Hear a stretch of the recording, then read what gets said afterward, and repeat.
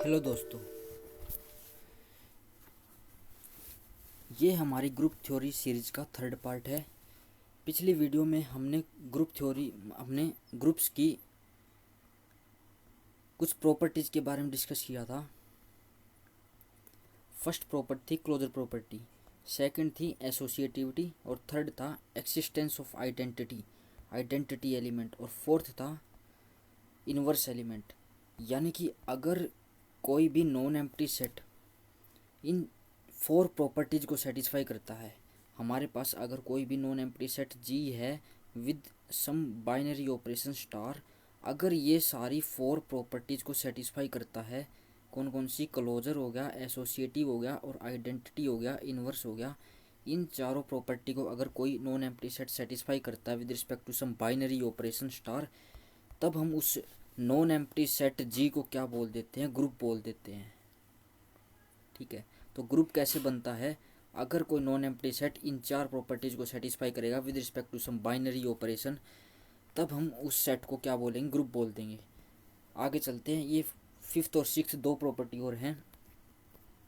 इसमें क्या है? इसमें कोई भी नॉन एम्प्टी सेट जी गिवन होगा और अगर वो इस कंडीशन को सेटिस्फाई करेगा, यानी कि उसका हर एक एलिमेंट जो है इस कंडीशन को अगर सेटिस्फाई करेगा, तब हम उसको क्या बोलते हैं? कम्यूटेटिव प्रॉपर्टी बोलते हैं कि वो जो नॉन एम्प्टी गिवन सेट है वो कम्यूटेटिव प्रॉपर्टी को सेटिस्फाई कर रहा है।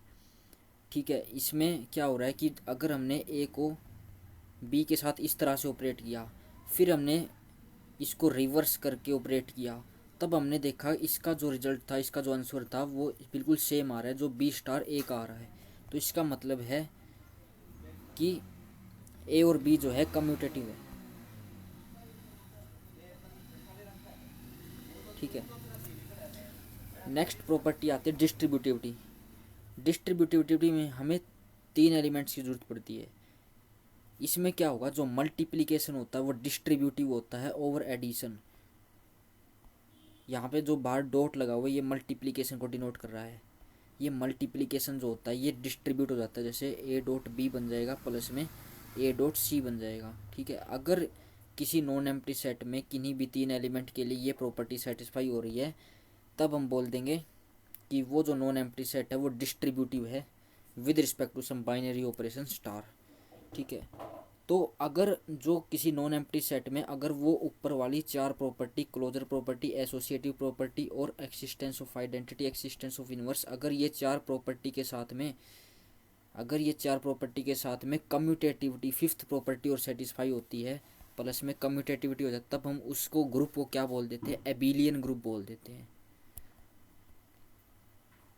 एबिलियन ग्रुप बोल देते हैं। ओके, ठीक है, आगे चलते हैं। अब बात करते हैं अलजेब्राइक स्ट्रक्चर क्या होता है। A non empty set equipped with one or more binary operations defined on it is called algebraic structure. Star को बाइनरी ऑपरेशन बोल रहे हैं, जी स्टार इसको डिनोट करते हैं हम इस तरह से, अलजेब्राइक स्ट्रक्चर। सिमिलरली इन्होंने एग्जांपल दिया n plus natural number with respect to addition. Real number में हम विद रिस्पेक्ट टू एडिशन ले सकते हैं, मल्टीप्लिकेशन ले सकते हैं, और अलजेब्राइक स्ट्रक्चर्स होते हैं। ठीक है, और ये कह रहा है कि n में से n माइनस वन लिया इज नॉट अलजेब्राइक स्ट्रक्चर।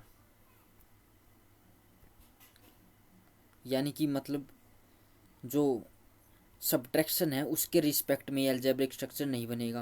यहाँ पे सब्ट्रैक्शन आएगा, उसके रिस्पेक्ट में अलजेब्रिक स्ट्रक्चर नहीं बनेगा, क्योंकि उसमें बाइनरी ऑपरेशन नहीं बनता जो सब्ट्रैक्शन है।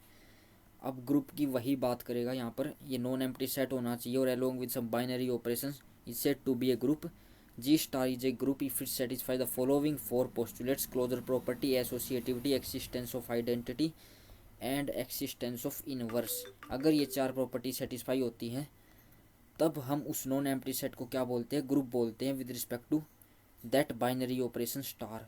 अब यहाँ पे एबिलियन ग्रुप की बात कर रहा है। एबिलियन ग्रुप कौन सा होता है? जो इन चार प्रॉपर्टी के साथ साथ if in addition to the above four postulates the following postulate is also satisfied, that is commutative property A. अगर ये प्रॉपर्टी भी सेटिस्फाई हो जाए, तब हम उस नॉन एम्प्टी सेट को क्या बोलते हैं?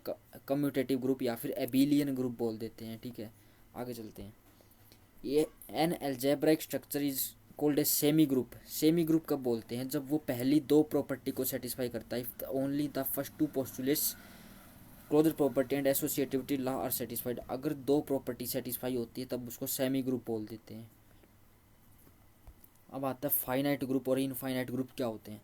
अगर किसी ग्रुप में फाइनाइट नंबर ऑफ एलिमेंट्स हैं, यानी कि हम उसको काउंट कर सकते हैं, फाइनाइट नंबर ऑफ एलिमेंट्स हैं, तब हम उसको क्या बोलते हैं, फाइनाइट ग्रुप बोलते हैं। अगर उसमें इनफाइनाइट नंबर ऑफ एलिमेंट्स हैं तब उसको हम इनफाइनाइट ग्रुप बोलते हैं। ऑर्डर ऑफ ग्रुप क्या होता है, जितने उसके अंदर एलिमेंट्स होते हैं उस फाइनाइट ग्रुप में, उसको ऑर्डर ऑफ ग्रुप बोलते हैं। An infinite group is said to be infinite order. ठीक है,